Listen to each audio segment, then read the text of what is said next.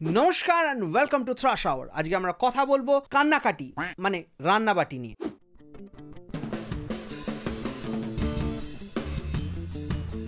রান্নাবাটি একটা culinary family drama. এবার family drama কি সেটা বাংলায় আমরা সবাই জানি, শুধু কিউলিনারি শব্দটা অ্যাড হয়েছে। কিউলিনারি মানে রান্না বান্না রিলেটেড। এটির পরিচালনা করেছেন প্রতিম ডি গুপ্তা এবং এই ছবির পজিটিভস ও নেগেটিভস ডিসকাস করার আগে আমি ছোট করে গল্পটা আপনাদের বলে দিই। রান্নাবাটি এসেনশিয়ালি একটা বাবা আর মেয়ের স্টোরি, যেখানে বাবা অর্থাৎ শান্তনু প্লে করেছেন ঋত্বিক চক্রবর্তী এবং তার মেয়ে মানে মোহর প্লে করেছেন ইদারা দাশগুপ্ত। শান্তনুর ওয়াইফ 1.5 বছর হয়েছে ক্যান্সারে আক্রান্ত হয়ে মারা গেছেন এবং তারপর থেকে বাবা ও মেয়ের সম্পর্কে একটা দূরত্ব জন্ম নিয়েছে এবং এই দূরত্বটাকে মুছে ফেলতে শান্তনু রীতা রায়ের কুকিং ক্লাসেস জয়েন করে। রীতা রায় মানে সোহিনী সরকার, কারণ মোহর তার মায়ের হাতের রান্না খেতে খুবই ভালোবাসতো এবং সে ঘন্টার পর ঘন্টা মায়ের সাথে রান্নাঘরে কাটাত। তো শান্তনু ভাবে যে আমি যদি রান্না শিখে নিই তাহলে হয়তো আমার মেয়ে আমাকে অ্যাকসেপ্ট করবে। এবং কিভাবে রীতা রায় শান্তনুকে হেল্প করে তার মেয়ের কাছে আসা, এটা নিয়েই মূল গল্প। হ্যাঁ, গল্পটা শুনতে ভালো লাগলেও অন পেন অ্যান্ড পেপার গল্পটা কিন্তু খুবই ট্রাইড অ্যান্ড টেস্টেড। মানে ধরুন 2010-এর টোস্ট বা 2011-র লাভস কিচেন অথবা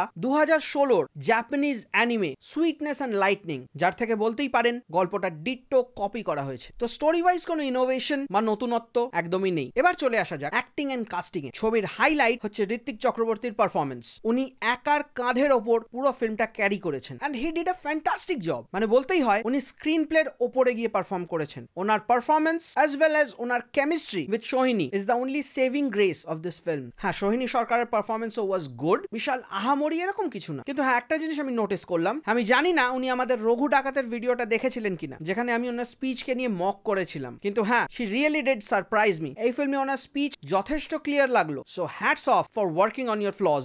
এই ফিল্মের সবচেয়ে বড় প্রবলেম তো এর ডিরেকশন অবভিয়াসলি, বাট তার থেকেও বড় প্রবলেম যদি কিছু হয়ে থাকে সেটা হচ্ছে এর কাস্টিং। বলতেই হয় নেপোটিজম রক্স। যদি বীরসা দাশগুপ্ত আর বিদীপ্তা চক্রবর্তীর মেয়ে না হতো তাহলে আই ডোন্ট থিঙ্ক ইদারাকে কেউ কাস্ট করতো। One of the worst performances I have seen in my life. এরকম কাঠের মতো পারফরমেন্স আমি বেশ অনেকদিন দেখিনি। ও ডায়লগ ডেলিভারি করতে পারে না, she doesn't have screen presence এবং না ভালো করে ইংলিশ বলতে পারে না ভালো করে বাংলা। সারাক্ষণ মুখে একটা আনইন্টারেস্টেড এন্ড ফ্ল্যাট লুক। তো হিন্দিতে যারা নেপোটিজম নিয়ে কথা বলেন বাংলাতেও আছে এবং মোহরের ছোটবেলা প্লে করার জন্য কাস্ট করা হয়েছে অনুমেঘাকে। এই হচ্ছে অনুমেঘার ছবি এবং এই হচ্ছে ইদারার ছবি। 7 বছরের অনুমেঘা আর 14 বছরের ইদারা। আপনাদের দেখে কোনোভাবে মনে হচ্ছে এই দুজন একই মানুষ? 7 বছরের বাচ্চার স্কিন কমপ্লেকশন, বডি স্ট্রাকচার, চালচলন, কথাবার্তা এরকম ড্রাস্টিক্যালি চেঞ্জ হয়ে গেল। কাস্টিং এ একটুও ধ্যান দেবেন না। মানে ছোটবেলার যুগল হান্সরাজ বড় হয় নওয়াজউদ্দিন সিদ্দিকী হতে পারে? বাবা মার নাম আছে বলে বা টাকা দিয়েছে বলে তাকেই নিয়ে নেবেন? তার স্কিল বা মেরিট চেক করবেন না? আপনারাই পারেন সিনেমাটাকে রুইন করতে। এবার আসা যাক ডিরেকশনে। দেখুন, সিনেমাটাকে যদি ওপরে ওপরে সারফেস লেভেলে দেখেন ওয়ান টাইম ওয়াচ হিসেবে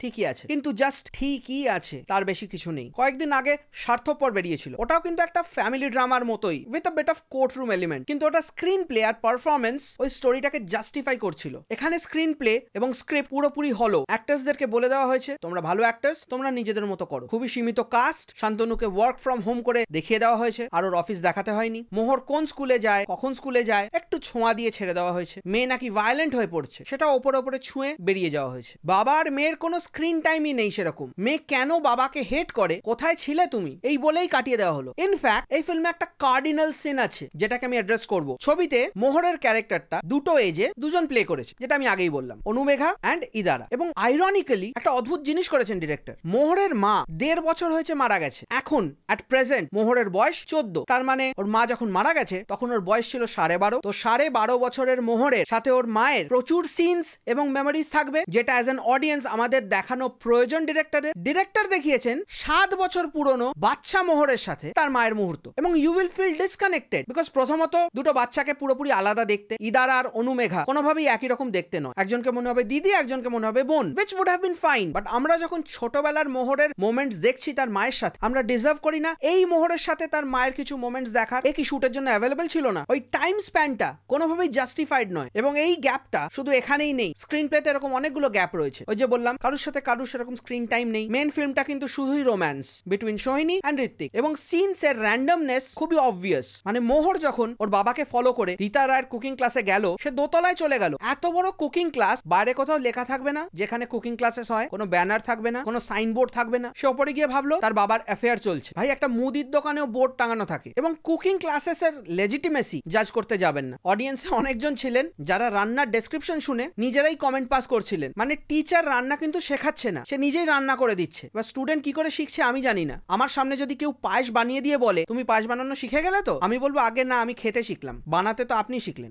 এবং ওভার ড্রামাটাইজ ডায়ালগস, যারা বাড়িতে রান্না করেন তাদের কোথাও না কোথাও গায়ে লাগবে। দেখো, রোমান্টিসাইজ করাই যায়, অফকোর্স করা যায়, কিন্তু সেটার জন্য প্রপার মাল মশলা দরকার। You need proper research work. এবং লাইট হার্টেড যখন করছো তখন ফাঁপা রেখো না। The characters should be more important than the unnecessary songs and dances. এবং সত্যি আমি অ্যাটলিস্ট একটা বাংলা ফিল্ম দেখতে চাই যাতে রবীন্দ্রসঙ্গীতের মেনশন নেই। ওই নস্টালজিয়া খুঁটে খুঁটে না ঘা হয়ে গেছে। রাইটিং খুবই সারফেস লেভেলে। এগেন, প্রশ্ন করলে আপনি খারাপ হয়ে যাবেন। এবং যদি একজন সিনেমাটোগ্রাফার্স পার্সপেক্টিভ থেকে সিনেমাটা দেখেন, তাহলে এটাকে আপনার একটা এক্সটেন্ডেড ফুড শো এর অ্যাডভার্টাইজমেন্ট বলে মনে হয়। হ্যাঁ, থ্যাঙ্ক গড কোনো প্রোডাক্ট প্লেসমেন্ট সেরকম নেই। এবং ছবির কালার প্যালেট খুবই রিফ্রেশিং অ্যান্ড সুদিং। যদিও ফ্রেমস গুলো খুবই আপটাইট ছিল, ছোট জায়গায় শুট করা হয়েছে, ওই জন্য এলবো স্পেস বেশি নেই, সেটা দেখে বোঝা যাচ্ছিল। এবং অনেক জায়গায় আমি মনোযোগ দিয়ে দেখছিলাম কিন্তু ক্যামেরা নেচে যাচ্ছিল। যদি এগুলো তো কমন ব্যাপার, বাংলা সিনেমার ইনহেরেন্ট ট্রেট হয়ে গেছে এগুলো। এবং আমি জানি না, মেবি ডিরেক্টর বুঝেছিলেন যে ইদারার পারফরমেন্স এতই বাজে, ওই জন্য ওকে স্ক্রিন টাইমও দেওয়া হয়নি। মানে গল্পে যে একটা মেয়ে রয়েছে তাকে দেখে মনে হবে আফটার থট। এবং ডিরেক্টর কোথাও না কোথাও খুব